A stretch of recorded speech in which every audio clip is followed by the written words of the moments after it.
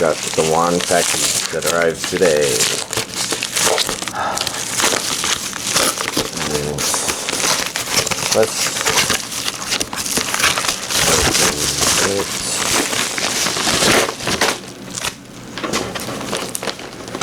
And then before we dig through all this, we've got some obligatory side stuff. So I got Super Mario Maker 2. Talk about that later. I picked up Rocket League because this is what we're doing next for the gaming tournament. So I have to at least play a little, so I'm only shit tier and not noob shit tier. My Time Portia, which looked horrifyingly like a kind of farming kind of game. I don't know why I like those, but then again, I also picked up Remilore, which I don't even know what this is like, but all the anime girl stuff caught my attention. So first up, we have Mobile Suit Gundam: The Origin Chronicles of the. This is Volume 5, U.S. release. Anyways, I don't think I have this already, so I got it. And other than the fact that I did have the Japanese version, but I see a region A there, which would not make any difference. I see a sticker there, which would be unusual and would make a difference.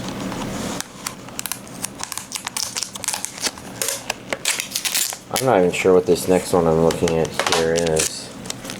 I see people in swimsuits. I'm curious. I don't know what I ordered that would have people in swimsuits.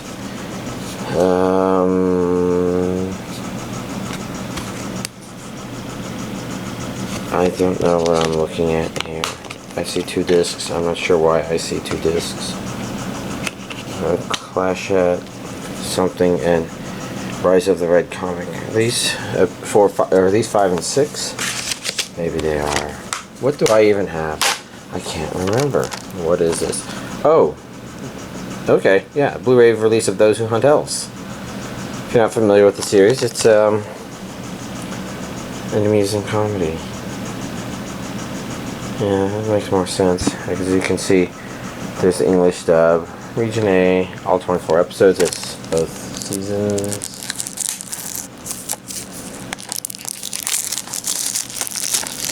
It is a kind of ISEKAI show, I guess, in a way.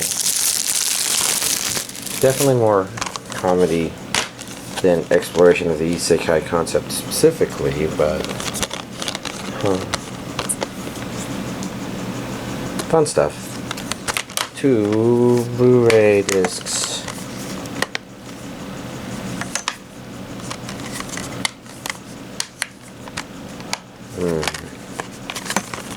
Anyways, next up we have Steins Gate 0 Part 2. I could have fucking sworn I ordered a Part 1 as well. I'll have to double check. It's possible I ordered a limited edition and the limited edition isn't in stock. And the idea was, if they released it all at once, get it all at once. That's different. Not bad different. Region A, DVD and Blu-ray. Steins Gate 0 OVA. Okay. I'm not sure what I'm supposed to do. I'm vaguely aware of some of the stuff of this, but we're gonna at least take a peek. Because there's stuff. Although I don't know what to look at specifically. I do know that it's probably Blu-rays 1 and 2, because that says DVD 1 and DVD 2. I'm having trouble parsing exactly what I'm looking at per se. Well, not that I would necessarily expect this to definitely be good, but I'm still curious. But that said, I have to find out what happened to Part 1. Because again, I could have sworn they both came out, but oh well. Next up we got Cardcaptor Sakura clear card. Once again with the stickers hiding the sexy magical cards that are clear. I don't know, some of the cloud cards have sexy-ish girl things. I'm not sure if sexy is the right word. Region A, B, it does have an English dub.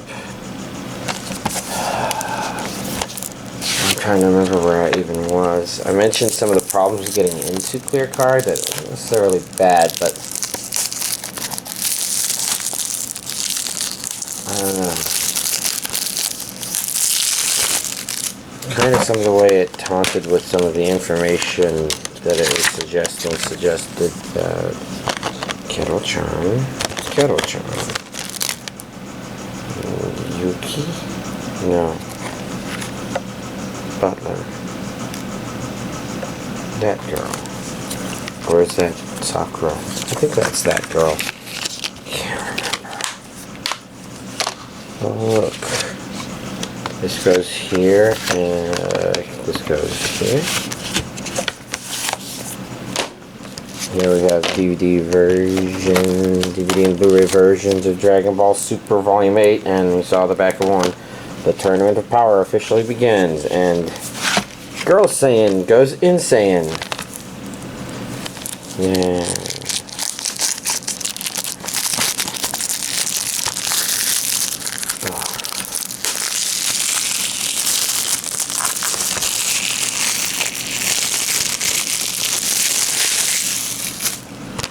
That's the DVD version open. Let's get the Blu-ray version open so we can do a side by side.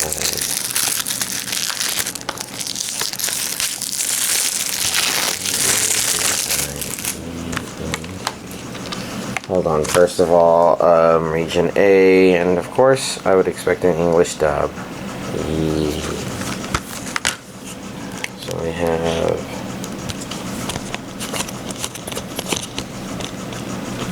persons, same person, and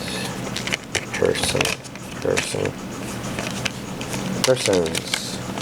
The DVD and Blu-ray releases are, as usual, very similar with persons.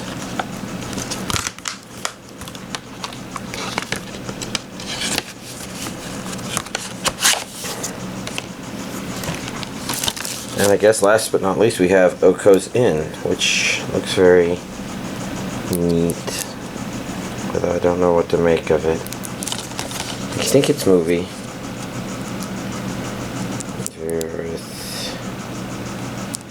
I see a Region A there.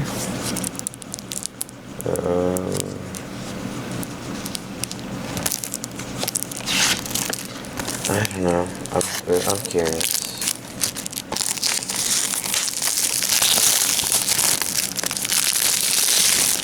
And I'm sorry about the clicking sound in the background if you hear it. That's okay.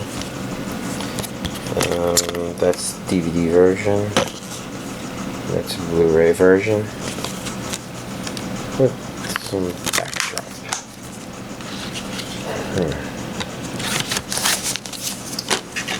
Here's this week's anime DVD collection update. Let's see. Before I start talking about this, I did check and I did pre-order Steins Gate 0 Part 1. It's in stock, and I guess Amazon is going to ship it today and I won't get it tomorrow, so I'll show you next week. I'll probably combine the two into one thing then.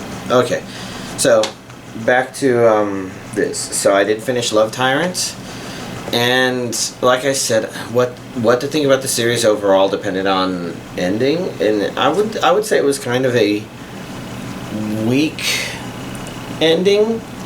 Like, the concept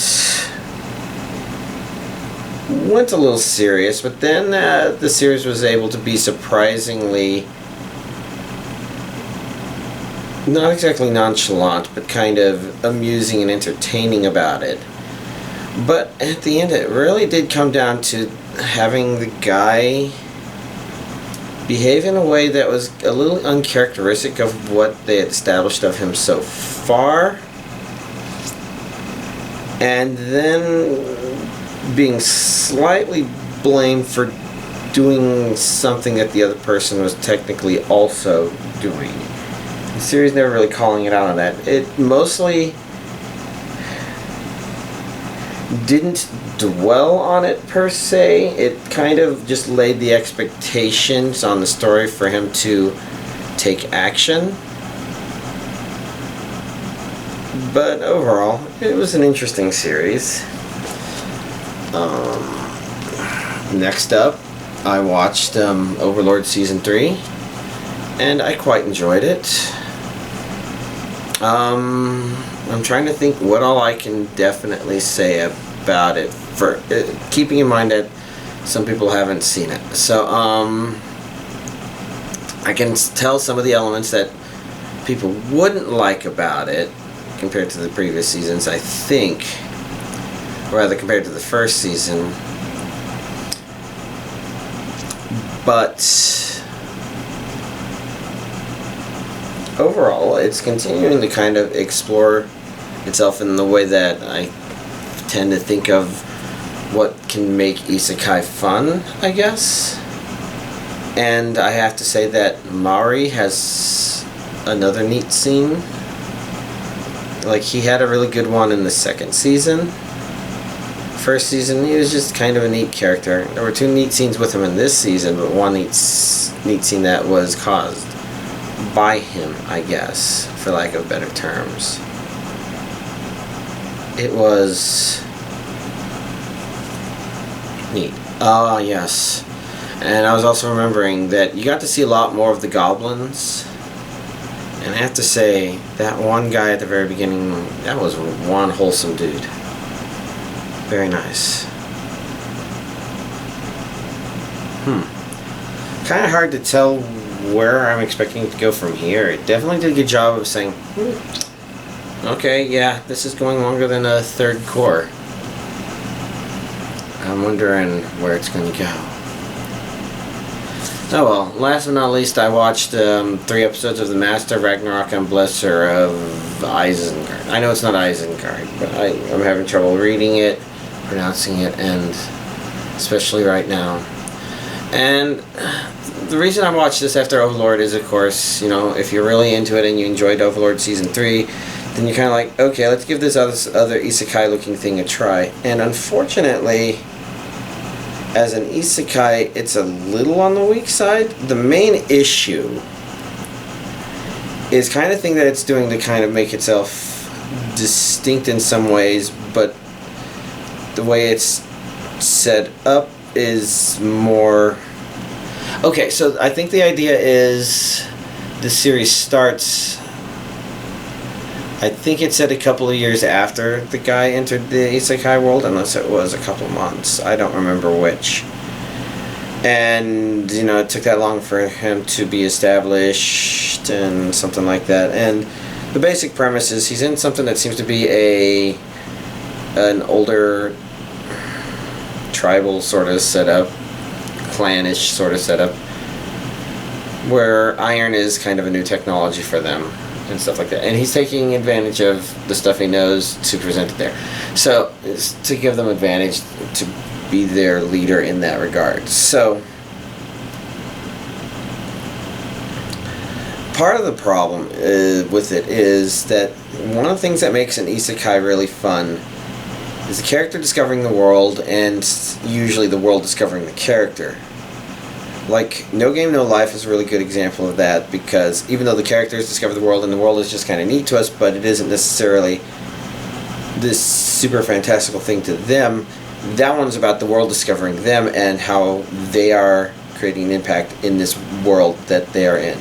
You know, it kind of satisfies that fantasy of kind of going someplace else, making a new start and making a big difference, and your plainness of your normal life not really being something that limits you per se.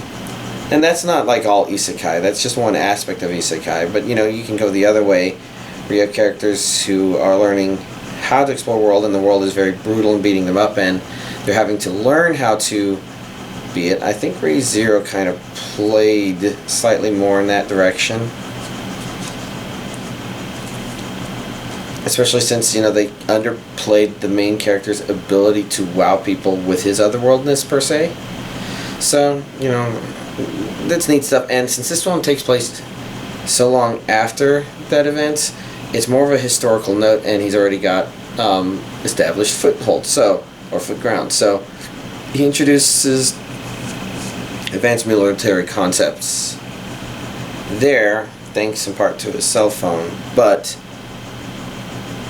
they don't play it up a whole lot, because for the most part it establishes that he's there, and then it goes a little more normal rom-com harem anime from there, where they do introduce a girl and she gets to say, oh yes, he's got a good heart, but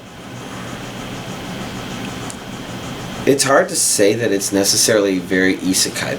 This guy totally could have just been somebody who came up with these ideas, and at least as of 3 episodes, it really wouldn't be different. So in that regard, it doesn't feel very isekai. It's missing some of those discovery elements. And this is kind of similar to the problem of superhero origin stories, where the origin stories tend to be where some of the strongest stories are told, and so movies keep getting remade. And when it's a superhero franchise, and they start over from the origin story, I guess. Anyways, the rom-com isn't particularly spectacular. It's not bad. It's just very...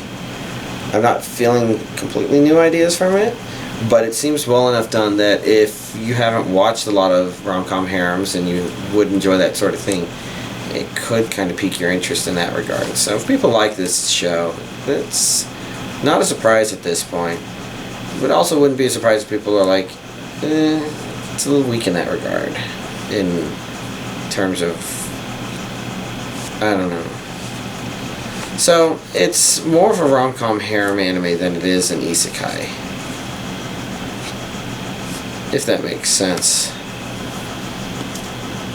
So what else to talk about? If you were aware that I was doing a Super Smash Bros. Tournament last Friday, it was a little one in company.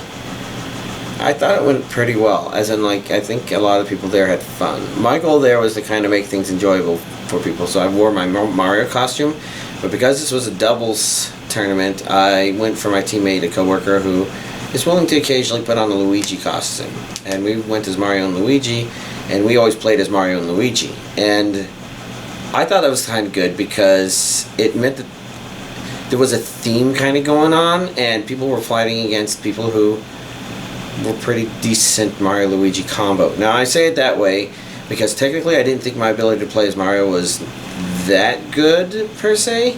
Part of the problem is many of the characters I use have good forward aerial attacks, and Mario's is good, but it's got the huge delay because he does a smackdown with his fist to meteor smash people. And so my issue was mostly that, I was floundering about because I didn't practice at all, and that's because I wasn't really trying to win. I was just trying to not lose, basically.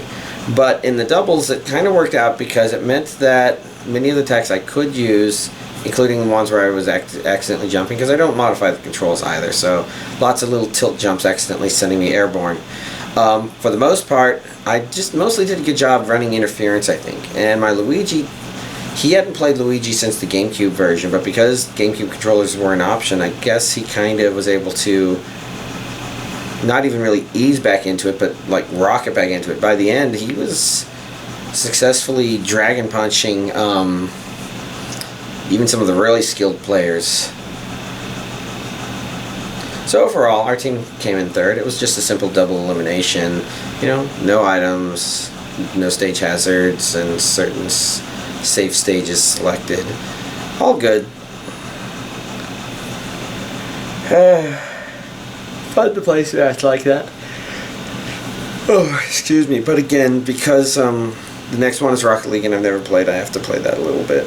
And I haven't done that yet because Super Mario Maker 2 is very easy. It's easy to lose time in there. I've only constructed about 77% of the castle according to the single player thing. I'm not sure what that means is missing. other than doing stuff. But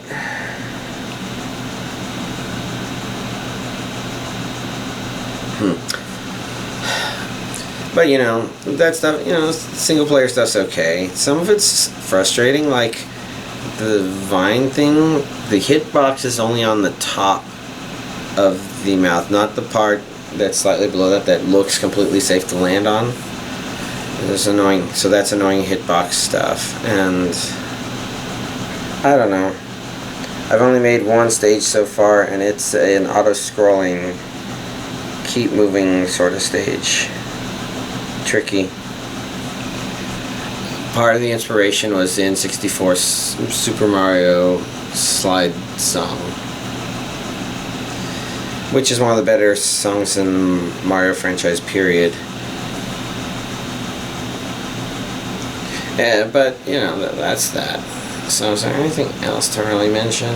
We finished. Okay, my friend I watched Superman the Animated Series, we finished that. It was a weird couple of ending episodes, but kind of off to a strong, and it's an interesting place to leave the series off at moments. I think, okay, we've got a Independence Day coming up Thursday, so we probably won't do anything there. You know, just hang out and eat hamburgers and chips, and maybe not get anything watched. Games will probably be played instead, but something. I guess I also, with my other brother, did watch Spider-Man: Homecoming. You know, again, great villain. That one had a great villain. Not even just a great characterization, but like, or a great design, but also like a great character, great acting.